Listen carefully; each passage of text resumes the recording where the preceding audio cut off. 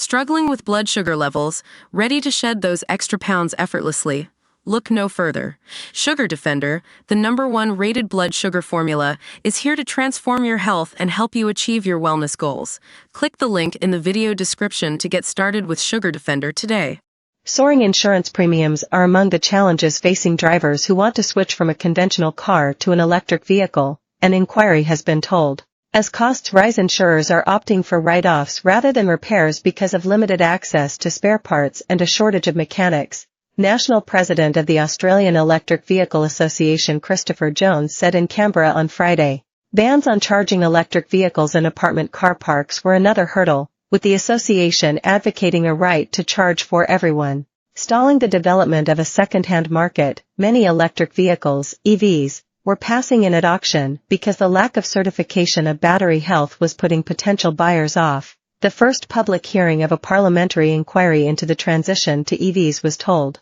Australian Automotive Aftermarket Association Chief Executive Stuart Charity said servicing and repairs were being overlooked by governments who were focused on the price and supply of new vehicles. He said 14% of workshops were EV ready, and almost a quarter, 24%, were planning to be ready in the next 12 months.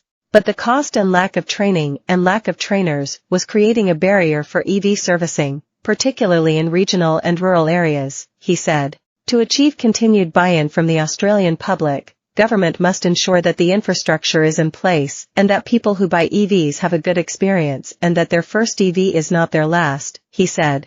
National Road Transport Association Head of Policy Samuel Marks said there was no silver bullet for trucking operators, but electric would play an important role in decarbonizing freight. However, the cost barriers were significant, with electric trucks 2 to 3 times the cost to run, and charging infrastructure was largely non-existent, he said. Mr. Marks said the government should be looking at financial assistance to support uptake, include hydrogen fuel cell trucks and any subsidies, and have a national strategy for refueling infrastructure. There is a big chicken and egg problem. People don't want to provide the charging infrastructure because there are no trucks on the road, and people don't want to buy the trucks because they can't charge, he said. Similar to cars and utes, there was also a broader need for skilled mechanics to service future trucks, particularly in regional areas.